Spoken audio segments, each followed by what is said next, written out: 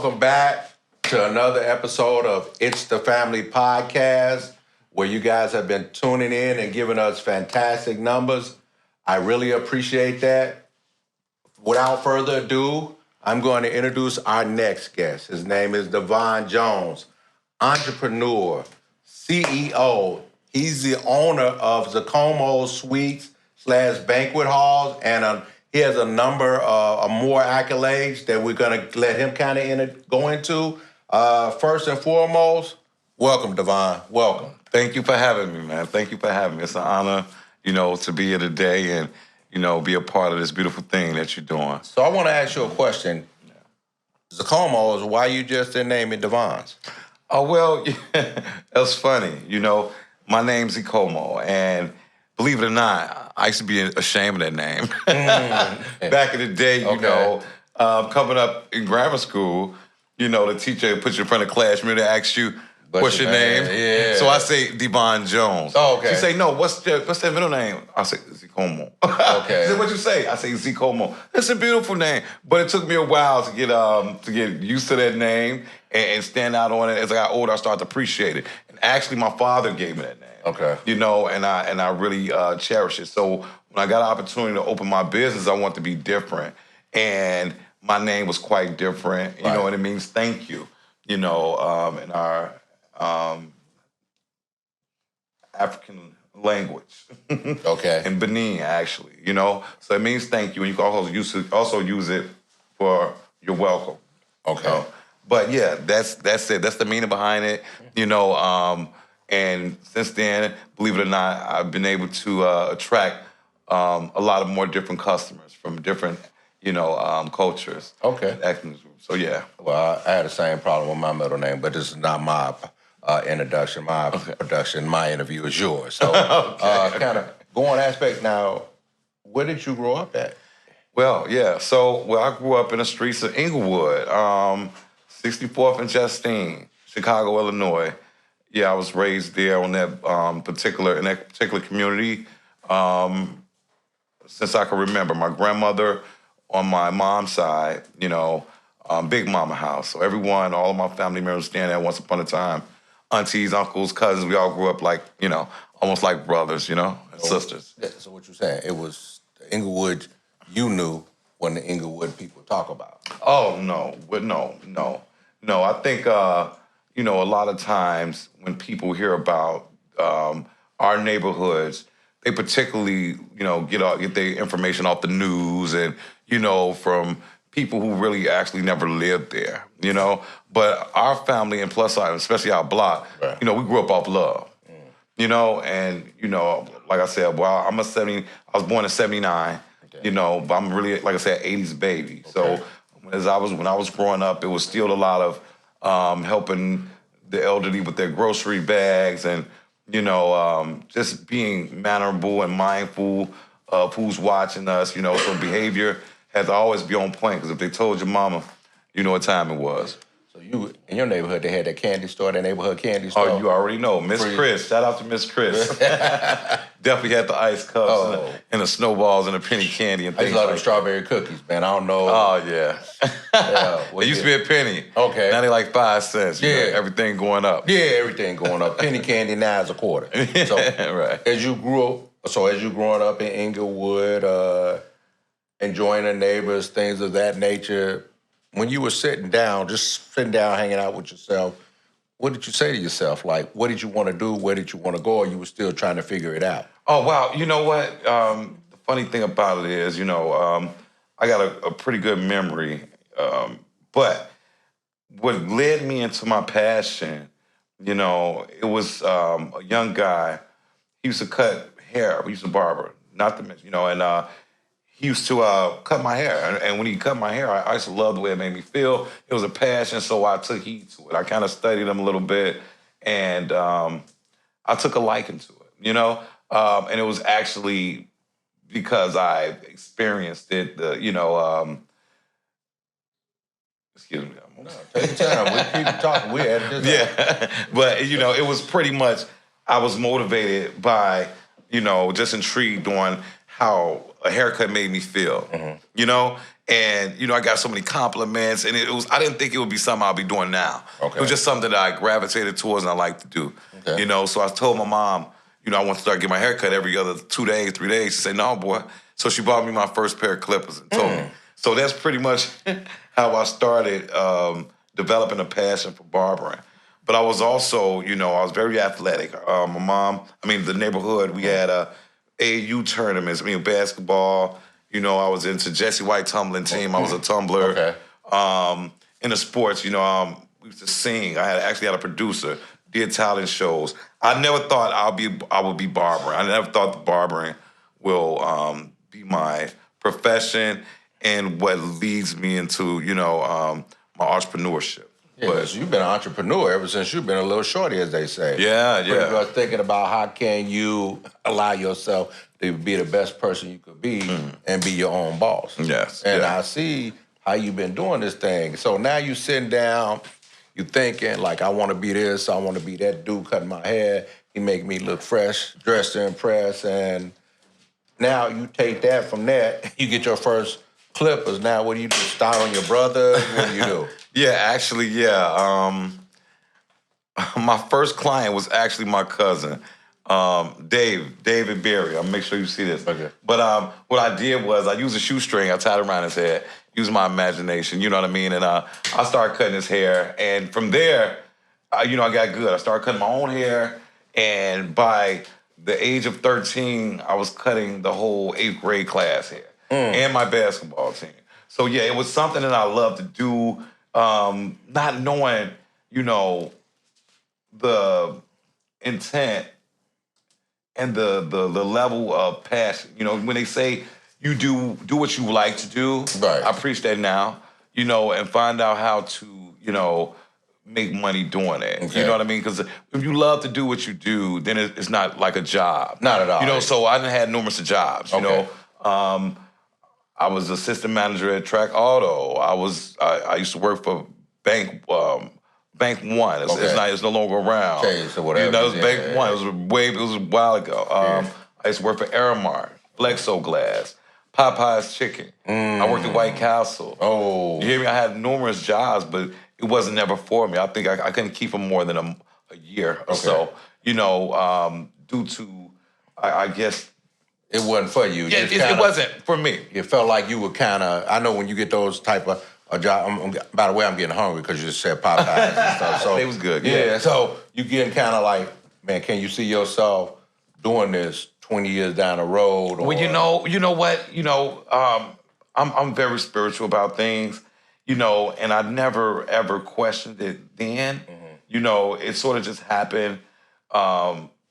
It just happened. You know, it's not about, I would guess I would always, for me, myself, I thought I could do what I wanted to do. I always wanted to do, you know, what I was led to do. So those jobs and the opportunities, I'm definitely great for them. I met people, you know, and I started seeing, you know, people for who they were. And just being a man of God, I'm knowing now what it was. I couldn't understand it quite back then, but I knew what it was, you know. He wanted me to, you know, use me to, you know, be an inspiration who I am today. So now you held these jobs. So when was that time that you decided, I want to cut hair and I want this to be my livelihood? Man, and this is where it get good. Yeah, so I tried numerous of things. You know, growing up in the streets of Englewood, you know, not having, you know, coming from a two-parent household. Right. So we grew up struggling. Right. And I didn't understand that until, you know, my consciousness awoke, you know, and I started seeing, you know, other families and other situations, and then I understood my struggle. So, you know, I've started, you know, venturing off in the streets, you know, on top of having jobs, and then on top of that, you know, I'm gonna have my first son. So there you go. When I had my son, it changed my life because I knew everything that I was doing would affect him and his upbringing. Okay. So when I got back into, when I had my first child, I knew I had to get serious about something, and barbering was something I did. always. I just never took it serious. So at 18 years old, I decided to go to barber college and got a little serious about it. Okay. Okay? But yeah, so that's when I really, really got serious about cutting hair. So now you go to barber college, you do what you got to do your theory, pass your state. Now, what are you doing now?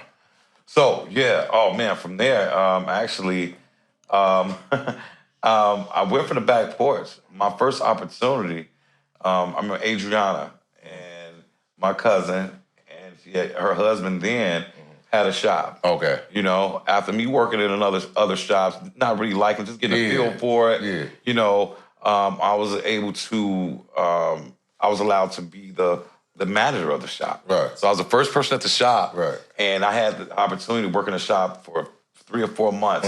And man, was that beautiful.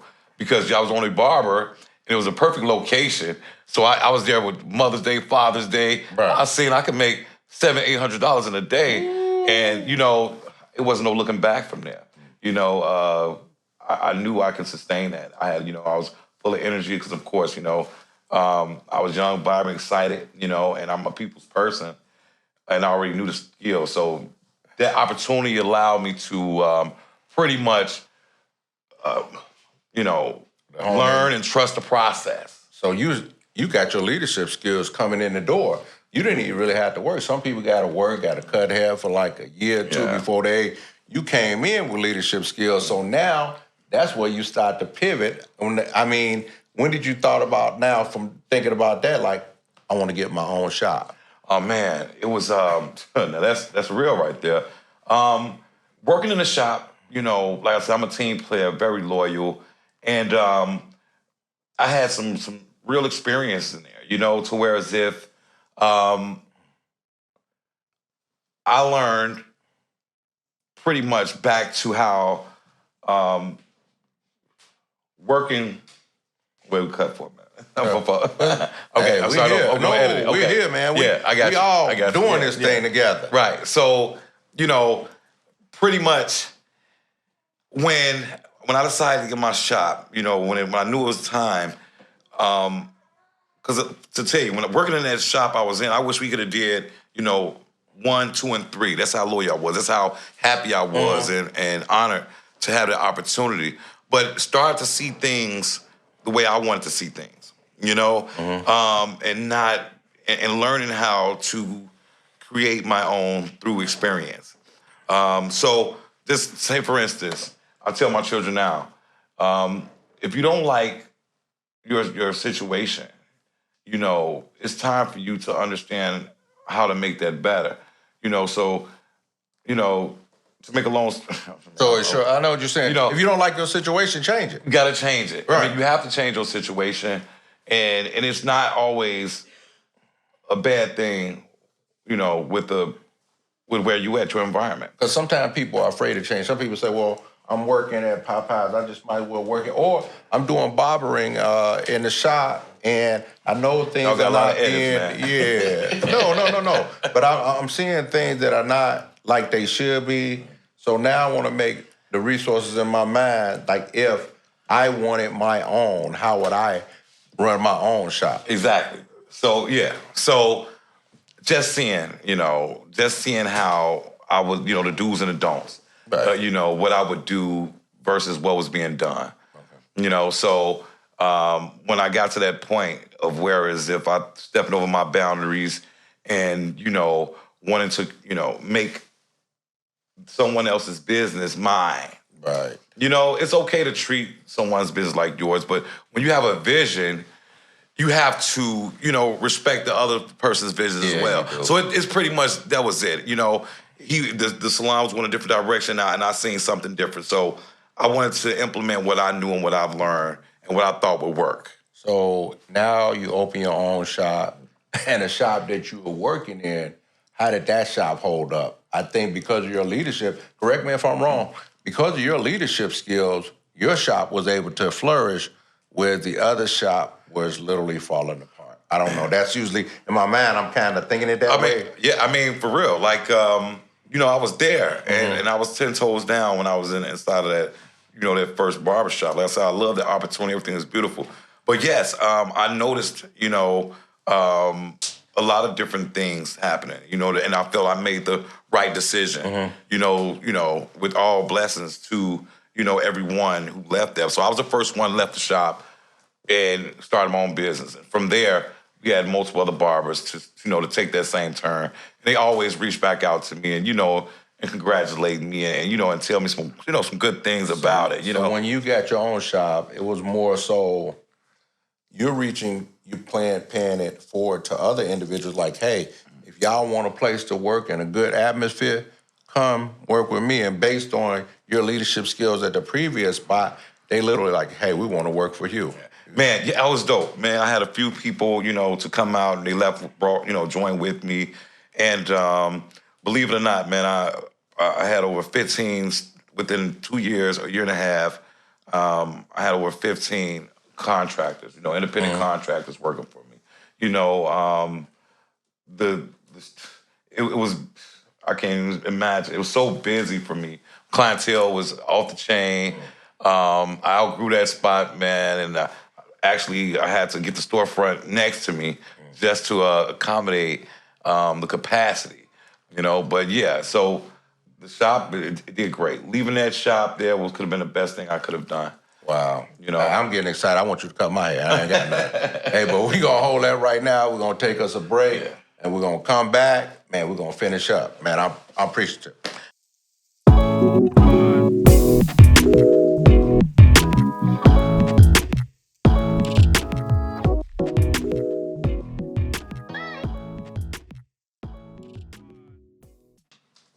Welcome back. So now kind of going into it, how did it feel switching from the manager's seat to the owner's seat? I know it's only about 12 inches of difference, but tell me about the experience dealing with people as the owner as opposed to the manager. Man, it took a minute because, it took a minute to adapt, because I was still a hustler. You know what I mean? I was still a grinder. I was still a barber. But I knew, but the responsibility and the expectations of, that I had for my customers and the people, I had to make sure that my subcontractors understood that, other barbers and stylists. So, it was all good. The money was there. The money was flowing. But the environment, the nature of the environment is more important than the money. So, sometimes when you're dealing with barbers and stylists who's paying booth rent, maybe they want to, do and come as you please, to that type of thing, So I had to add a little more structure, and it took away from, the finance aspect of it, but it was a relief, right? To have quality over quantity, right? So. I want to say I grew from it, and I brought peace. So after 5 or 6 years of chasing the dollar, it went from later in the second half. I was in business there actually for 14 years. Okay. Before I actually started my other, went full-fledged to my other business. But having that switch, it taught me a lot. But it took time to adjust to it, because people don't like you when you have boundaries. Everybody ain't gonna like you. No. Like they, you'd be surprised. People look at you. Who you think you are? You think you changing? Right. You a boss now? So what I'm hearing, I don't correct me if I'm wrong. You went from understanding making money to now you want to create more of a legacy. I know, you can correct me if I'm wrong. Yeah, it's a brand. It's a brand. You know how Frank Lucas said, don't step on my stuff and call it blue magic. Right, there it is. But so, when people come there, my atmosphere, I like to create an environment to where as if, I come from a very spiritual background, and respectful women and men in my family, all through all walks of life. Right. So I didn't want to just cater to one group of people, and I definitely couldn't have, one generation outweighing the entire body of the shop. When the youth come in, you had starting that internet commercial, everyone, they want to come in and the language, you know, the smell, you know, keeping the hygiene. Yeah. You know, that stuff is real important, and a lot of people don't understand that. So let me to the whole. I want to ask you to clear up a misconception Okay. about individuals from barbers to stylists. If I was Hispanic, could you cut my hair? If I was an Italian, could you cut my hair? Yes. Okay, that's the misconception, because most people feel like if you're a barber that mostly cuts African American black hair, you can't cut. But in school, they teach you to cut everyone's hair. Yes. Yes. And we're going to kind of go into that a little bit later, how you went from owning a barber shop to now you say you had the barber shop, you did what you had to do. Now, when did you decide that you wanted more from the barber shop, or with the stylist and the barber that you wanted more? Oh, well, you know, always, you know, always trying to better myself, you know, and I would say the opportunity presented itself. You know, sometimes, you know, I can't take the credit. My aunt Lula tell me all the time, you know, is God. You know, it's not really me. So I can't even take the credit for the opportunity. But when the opportunity presented itself,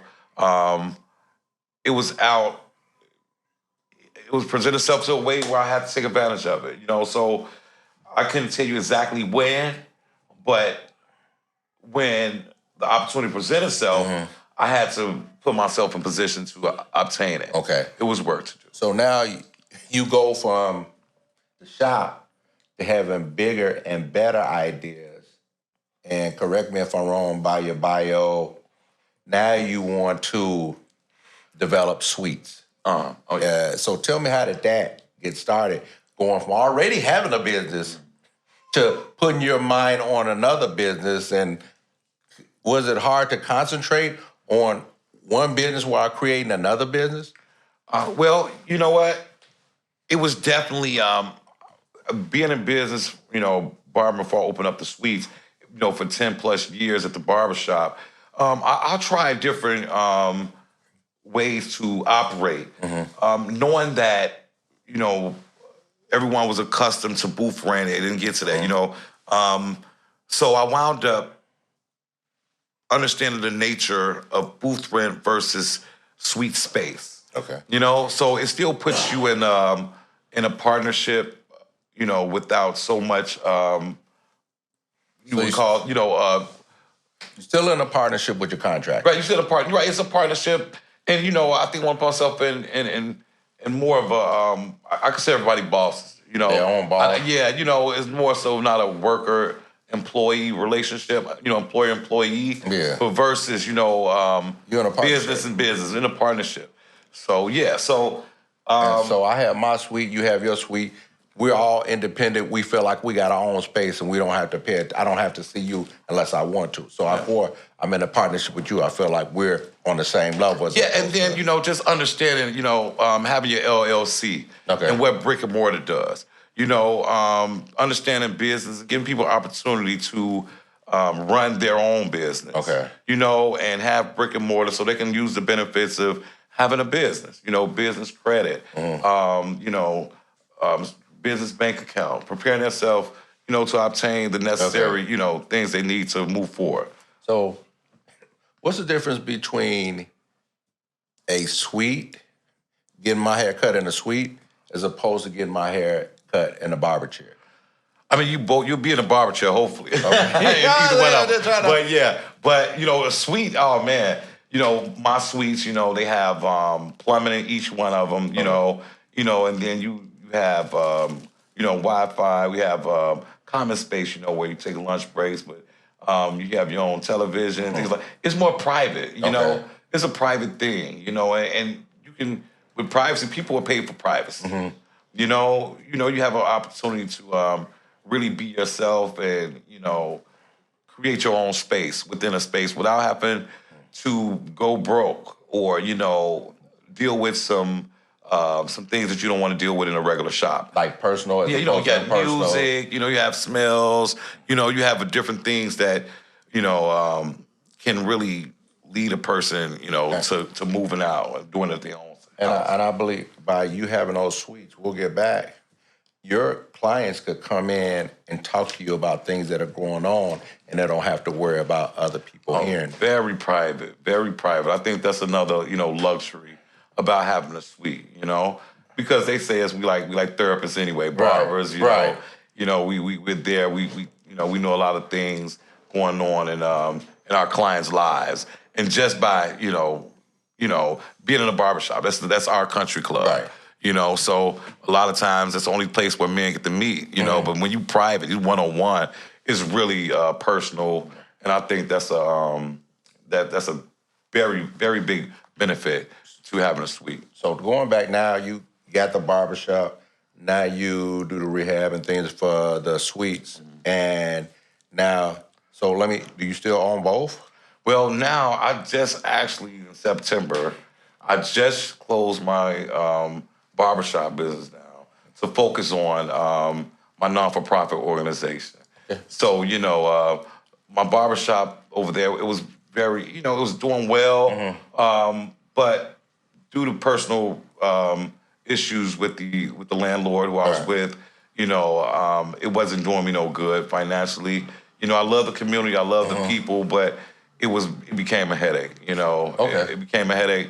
So, that detachment, it was hard to detach from it because I was there for so long. Right. But when I finally did, things started to really, really look up, Okay. So I began to have more time to focus on my suites and I also my venues. Right. I have 2 venues as well. Okay. So that allowed me to, really put more time and my presence there, and focus on my non-for-profit organization as well, Zikomo's community. So I'm gonna call you. So I say Zikomo, DeVaughn. Which one you prefer? Either way, whichever would be good. So I heard you talk about. You mentioned your non-profit, and I want you to kind of go into that a little bit more. Oh well, I started. When I first started my barber business, I always wanted to give back. So I took the initiative of starting a back-to-school program. Doing haircuts, backpacks years ago. And when I finally got an opportunity to get the suite, it was a much bigger space.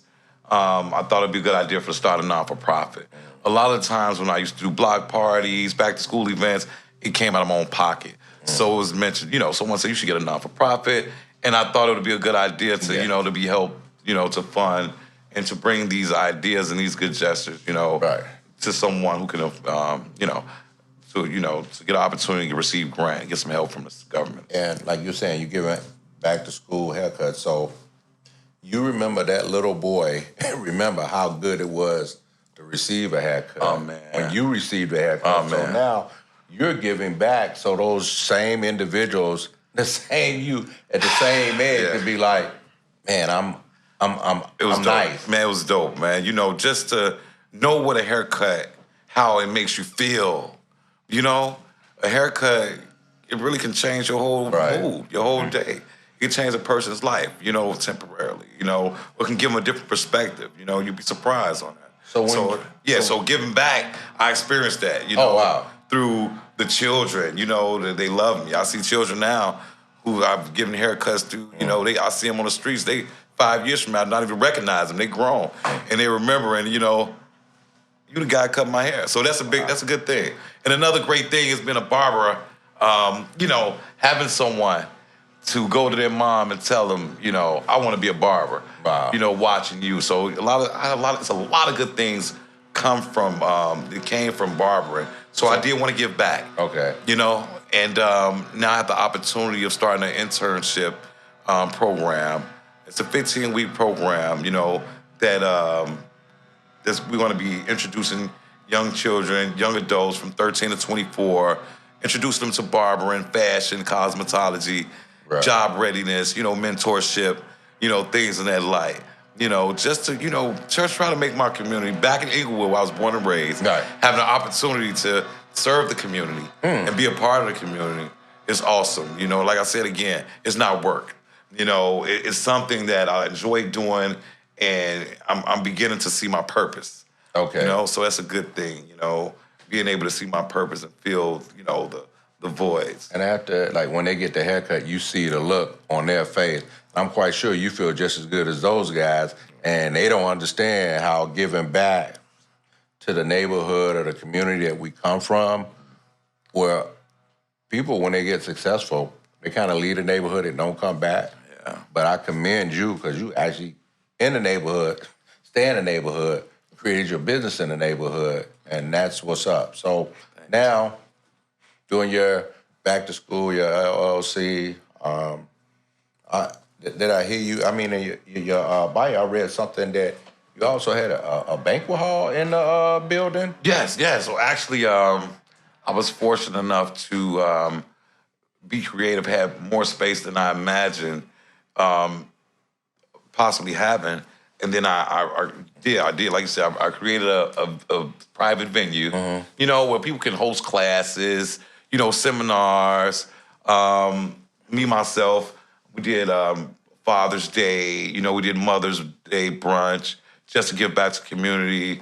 And we also had the opportunity of the alderman hosting her events there, other non-for-profit organizations. So having that space allowed me to network even more, and provide space in the neighborhood, for the community leaders, and even the people, that don't want to travel out of the outskirts just to celebrate, a family function or things like that. So it's definitely, it's been an honor to serve the community in that way. So for me, when I actually Googled it, and I was like, oh my God, I have to go by just Zikomo. So I went by there. You gave me a tour of all the suites, the downstairs, and I was amazed how a piece of, heaven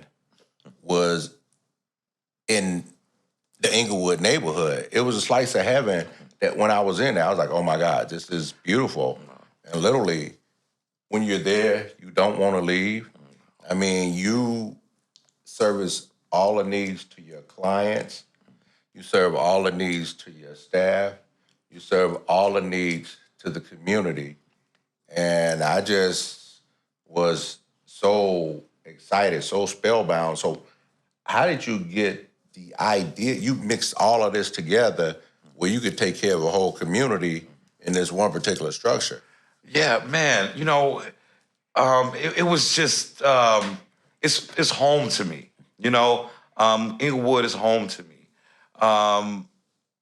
I truly love my community, and I want to bring some elegance and some good structure to the community. I wanted to give our community what it deserved in that area. When someone walks in, they respect the clean environment. You'll be surprised on what a bit of just creativity and intention would do when you try to implement a business in our community. A lot of people, they look at the community and they do bare minimum to their business and wonder why it's not being respected or received. Sometimes, most of the times in our community, a lot of children don't get a chance to see and go outside of the community to experience different establishments where they're welcomed. They're looked at differently, because maybe where they dress, the skin color, whatever it may be, presence, or just the lack of resources.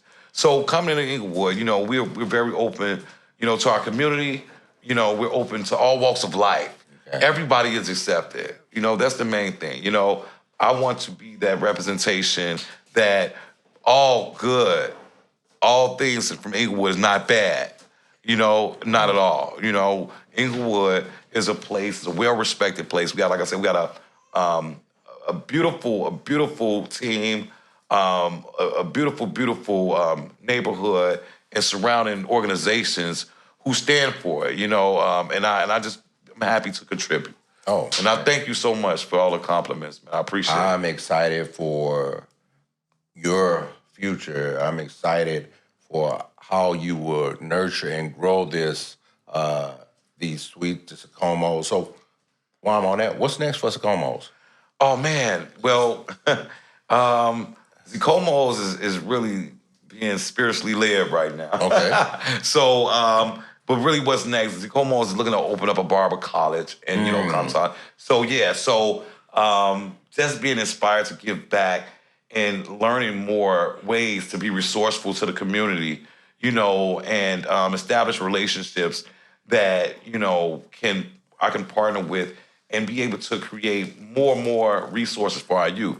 And just to be, not knowing how many children, is inspired by, just high, well maintenance. The beauty industry, the fashion industry. It's just a walking stepping stone to being creativity. Because now, you exposing them to different ways and different ideas of being successful. Okay. You know what I mean? Every college is not, formal college education is not for everyone. Okay. But God made us all, individually, perfect. Right. We individuals perfect. A lot of things that I've learned is that, everybody don't learn on the same level. Not at all. You know what I mean? Not at all. So it's really impossible if you take a group of students, 30 plus, and expect them all to be great at one particular subject. It's literally impossible. So now reaching the children, 13 to 24, to kind of capture them and let them, give them a fun, safe environment, not so much uptight type of structure, but just some exposure. You know what I mean? And give them some positive, some positive things to look forward to. Yeah, but what I'm saying, I'm looking at all the things that you've done, all the things that I've seen you done. I am so excited for the next vision of Zikomo because I've seen the work that you put in. Your journey, it's unique. It's different from others that took that journey and people don't understand, just because your journey is different doesn't mean that it can't be successful. Yes. And for myself and for you, we've taken different journeys. I see, based on your bio, your journey, and I'm thinking about myself on my own bio. I'm like, man, we're one and the same, but we're different. Yes. But we're the same. Yes. So, and I am just so excited for your next vision. If down the line you continue to the barber college, I would like you to come back and talk about that, and maybe we can kind of get some people to, go in and sponsor to actually bring more and more individuals there. So that's what I want us to do, partner with each other. But I also want you to kind of shout out your information, your email, your website, your particular entity, if that's what you want to do right now. So, okay. Look into the camera. Well, yeah. So, guys, you can reach us at Zikomo Suites and Event Space. That's Instagram, Facebook. You can also, reach us at Zikomo's Community, Instagram, Facebook. We got some things up and coming. So make sure you guys tune in. All the information is there. And peace. You heard that from Zikomo, a.k.a. DeVaughn Jones. He's on Itz Da Family Podcast. Yes. And thank you guys for tuning in. We look forward to seeing you on our next episode.